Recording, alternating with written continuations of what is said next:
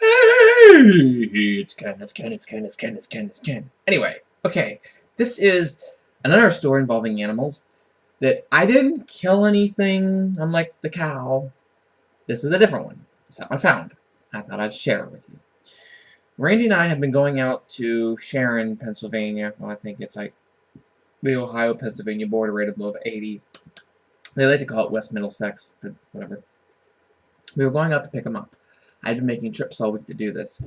And we went out, and it was one of those wonderful winters where, I didn't say winter, I said winter. There's a T there. We must acknowledge the T. No, winter. Winter. Pennsylvania, so it's winter. Anyway, that's not the point.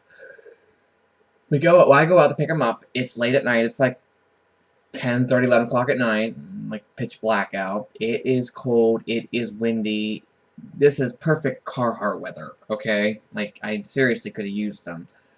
Well, I get out to pick him up, and we're unloading stuff into the car, and he walks up and goes, Ken! I'm like, what? He goes, the car's leaking. I went, I thought I heard him wrong. I went, what? He goes, the car's peeing. I went, what? The car's taking a leak. I went, what do you mean the car's taking a leak? And I look over, I'm thinking maybe something's dripping off of a wheel or something. No.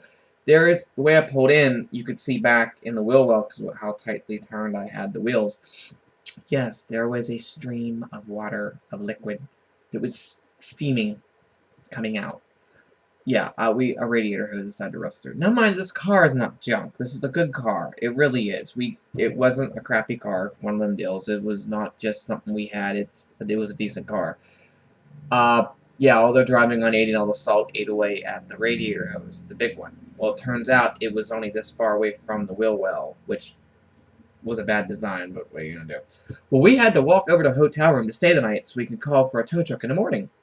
As we're walking, we passed a dead deer along the road. This is Pennsylvania. It happens, okay?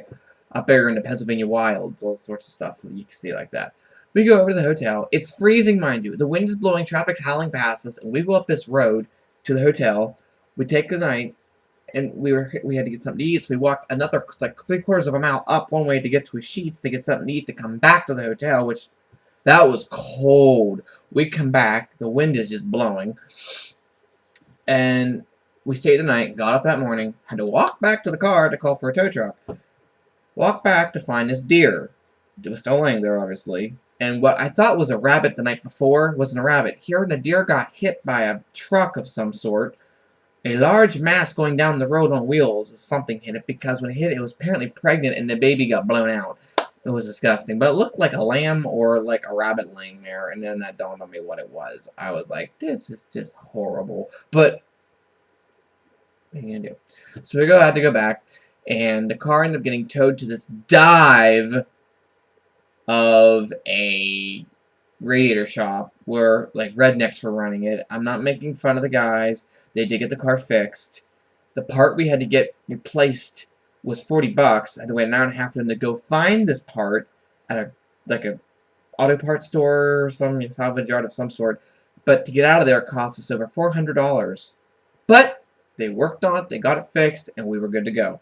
But sitting in that dive of a radiator place, I was sitting on an old school bus like seat that they must have taken out of a school bus, and when I sat on it, I will say this, when I sat on this thing, it was so wobbly that I had to hold still just to stay on it. Like, I couldn't, like, you couldn't really lounge on it. Not that you really can anyway. But I couldn't because I don't think it was secured at all. In fact, this place was so old, the coffee maker, I don't think it had been updated in 30 years. In fact, the place even had one of those old cigarette machines. You put the money in and pulled a little knob out for your cigarettes to drop down.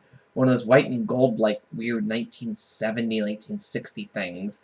So, but the guys did fix it, and the reason I say rednecky kind of hillbillies is because when they seen us come in the door, they knew they were getting business, apparently, and they were all smiles. Ugh, they were really proud of those few remaining teeth they had. Ugh. But anyway, they fixed it. To their credit, they did fix it. They got all the guys in the shop working on it to get us out of there. It took about 5 hours for this whole endeavor to take place, but we did get it fixed. We came home. But yes, I did get to witness that, and as Randy even's like, it's like any story. Yes, it was. So, there. Keep it under 5 minutes. So you guys, have fun with this one. Let me know what you think. And until then, keep rocking! See ya!